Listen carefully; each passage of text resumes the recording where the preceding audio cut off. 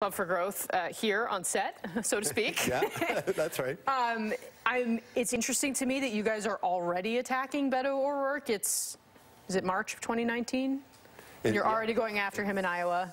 Why? Why spend money now against Beto O'Rourke? Well, part of it is to set the table for when he does announce. And we know Beto very well. We ran against him in the Senate race last year, and he's not what he presents himself as a progressive man of the people.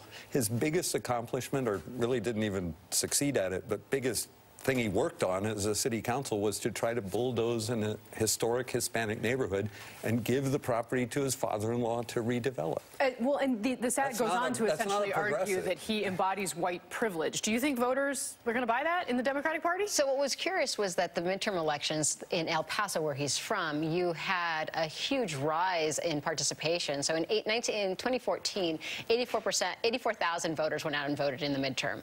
Sure. In El Paso, 204,000 voted. They were only 10,000 difference. So I will share with you that I think what Beto does very well is that he resonates. He recognizes his privilege. He talks about it. He goes into black churches and says, these are conversations we need to have. And he kneels and he does it more in an authentic way. I think that the Republicans are going to have a really hard time. And that's why the president went down and decided that where was he going to hold that rally when it came to building the wall? It wasn't in McAllen where the majority of people are coming. He went to El Paso. And I want to pick up on this point, though, that you just made, because I think it's very interesting, this authenticity idea, and that he's talking about these ideas that we hear from many of the younger voters in the party, because Joe Biden, also the other person that we're waiting for, suddenly reckoning with some things that he did in the 1970s, because he's got this very long record to reckon with, and he was talking about busing and desegregation. And Kimberly Atkins, what was your assessment of how the commentary that I have heard from a lot of my sources on the progressive side, the criticism was not necessarily of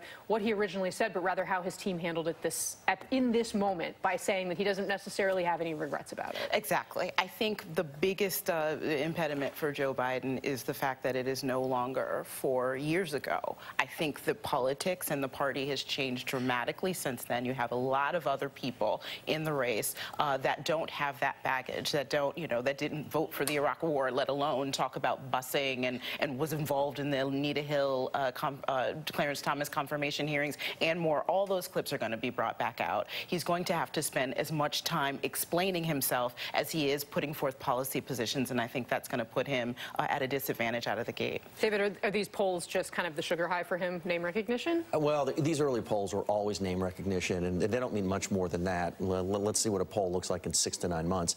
Look, I think Biden is in a tough spot because when you apologize for things, you're losing. And sometimes when you're not apologizing for things, you're losing anyway. Apologizing is the worst thing he can do. All he can hope is that Democratic voters decide that they understand that he was legislating and making policy 40 years ago, 30 years ago, when times were different, and now he would do things differently. One thing about Biden and Beto, by the way, you talk to any Republican, and I've been talking to them for months, who scares you? They only mention really 2 names, and then maybe a third. They mention Biden, they mention Beto, and if they get to a third, it's usually Kamala Harris. Or perhaps Bernie Sanders, who I will mention, aside from Kamala Harris, all white men. All right, we're going to be back.